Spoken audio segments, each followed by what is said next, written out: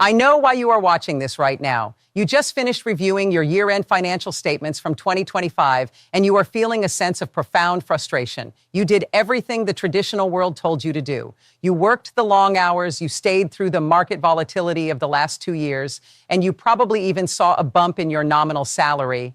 But when you look at your net worth, it feels like you are trying to fill a bucket that has a massive invisible hole in the bottom. You are earning more, but you are keeping less. And the dream of true financial independence feels further away in 2026 than it did back in 2023. There is a specific reason for this, and it is not just inflation. The rules of the game have shifted. The Federal Reserve just released the updated survey of consumer finances and the Z1 financial accounts of the United States, and the data reveals a startling divergence. While the average household is seeing their wealth eroded by a combination of lifestyle inflation and high-interest consumer debt, a specific group of people, the self-made millionaires, are actually accelerating their wealth accumulation. They are not smarter than you, and they are not all starting with $1 million inheritance. What they have is a different set of habits that are perfectly aligned with the 2026 tax code and the current monetary environment. I am stripping away all the fluff and the vague motivational speeches. We are going to look at the hard math, the specific IRS form numbers, and the 5 habits that the Federal Reserve data proves are the foundation of every millionaire balance sheet in 2026. We are going to follow the story of Sarah, a 42-year-old marketing director who was stuck in the high-income, poor wealth trap. Sarah was making $165,000 a year, yet her net worth was stagnant. By the end of this breakdown, you will see exactly how she used these 5 habits to overhaul her finances, slash her effective tax rate by over 6%, and finally start building a legacy. The first habit that every millionaire shares is what I call the self-tax protocol. According to the Federal Reserve Economic Well-Being Report, high net worth individuals maintain an average savings rate of 34% compared to the measly 4% seen in the general population. But millionaires do not just save what is left over at the end of the month. They treat their wealth building like a mandatory tax that must be paid before anyone else gets a dime. In 2026, the IRS has handed you a massive leverage tool if you know how to use it. For the 2026 tax year, the contribution limit for a 401k has been adjusted upward to $24,500. If you are not hitting that maximum, you are essentially giving the government a massive interest-free loan and paying taxes you do not owe. Sarah was only contributing 5% of her salary to get her employer match, which was about $8,250. She thought she was being safe by keeping the rest of her cash in a standard savings account.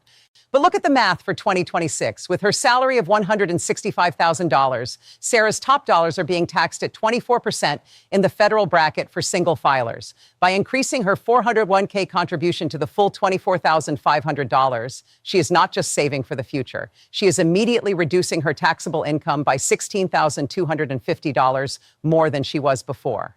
That one move alone erases nearly $4,000 from her 2026 tax bill.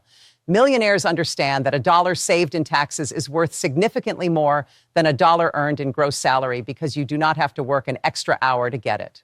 Beyond the 401k, millionaires utilize the backdoor Roth IRA. For 2026, the IRA contribution limit has climbed to $7,500. Even though Sarah makes too much to contribute to a Roth IRA directly, she uses the strategy of contributing to a traditional IRA and then immediately converting it. This moves her total annual self-tax to $32,000. She never sees this money in her checking account, so she never has the chance to spend it on lifestyle creep.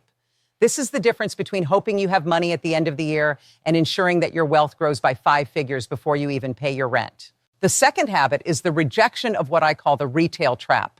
The Federal Reserve's Z1 report shows that the bottom 50% of households hold the vast majority of their perceived wealth in depreciating durables like cars and furniture or in the equity of their primary residence. While a home is an asset, it is not a cash-flowing one. Millionaires, conversely, prioritize financial assets that produce qualified dividends and capital gains. In 2026, you have to be obsessed with asset location. Millionaires do not chase the latest meme stocks or AI hype because they understand the tax implications. They focus on low-cost index funds that generate qualified dividends. Why does this matter for Sarah? Because in 2026, qualified dividends are taxed at a preferential rate. If Sarah holds an S&P 500 index fund for more than 60 days, the dividends it pays are taxed at 15% rather than her ordinary income rate of 24%. This is a 9% data-backed discount on her wealth growth. While the average investor is trading in and out of stocks and triggering short-term capital gains taxes that eat 30% of their profits, the millionaire is sitting back and letting the tax code work in their favor. The third habit is one of the most powerful tools in the 2026 tax arsenal, and it involves the strategic use of Schedule A on Form 1040. Most people in 2026 are taking the standard deduction, which is $16,100 for a single filer. They do this because it is easy. But millionaires know that being lazy with your taxes is the fastest way to stay middle class. This is where we talk about deduction bunching. Sarah was paying $12,000 a year in mortgage interest and another $8,000 in state and local taxes, which are capped at $10,000 under current law. This gave her $20,000 in potential itemized deductions. If she just took the standard deduction of $16,100, she would be losing the benefit of nearly $4,000 in deductions. But we taught Sarah to bunch her charitable contributions. Instead of giving $5,000 to her favorite charity every year, she put $10,000 into a donor-advised fund in January 2026. This pushed her total itemized deductions to $30,000 for the year. By doing this, she lowered her taxable income by an extra $13,900 compared to the standard deduction. At her 24% tax bracket, that is over $3,300 in extra cash that she can now reinvest into her brokerage account. Before we move into the fourth habit, I need you to do something right now. If you are finding this level of detail helpful, if you are tired of the surface level financial advice and you want more of this data-driven strategy, hit the like button and subscribe to the channel. We are living in a complex financial era, and the only way to win is to stay informed. Share this video with one person you know who is working hard but not seeing their bank account grow. Let's help them see the math. The fourth habit shared by millionaires is strategic debt arbitrage. There is a myth that all debt is bad. The Federal Reserve data shows that while consumer credit card debt hit record highs in late 2025, the top 10% of households actually maintained or even increased their strategic debt. They understand that in a high-interest environment, you can use the spread to your advantage. Sarah had $50,000 in cash and was tempted to pay off a chunk of her 5.5% mortgage. Most people would tell her that is a great idea. But millionaires look at the tax equivalent yield.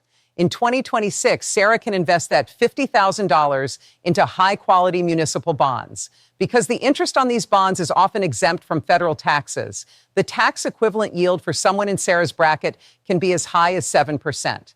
When you realize that her mortgage interest is also potentially deductible on her Schedule A, her effective cost of debt is actually closer to 4.2%.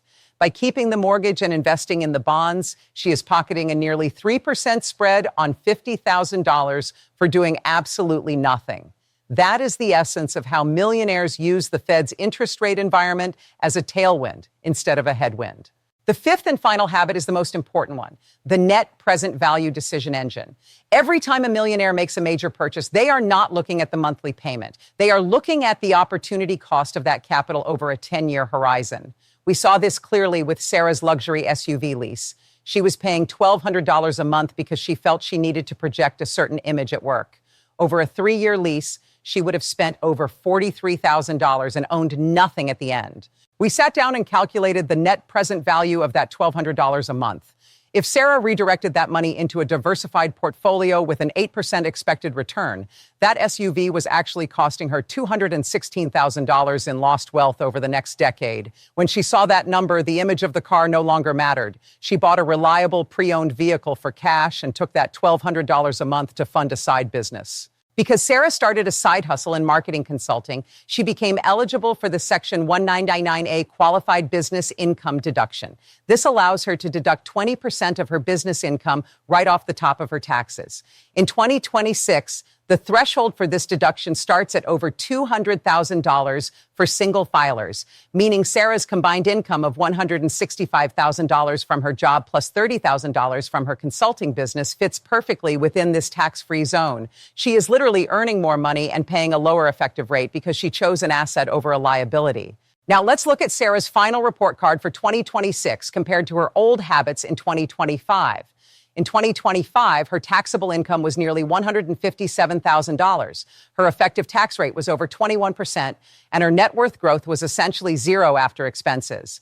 In 2026, by maxing out her 401k, utilizing the backdoor Roth, bunching her deductions on Schedule A, and taking the QBI deduction, she dropped her taxable income to $126,600.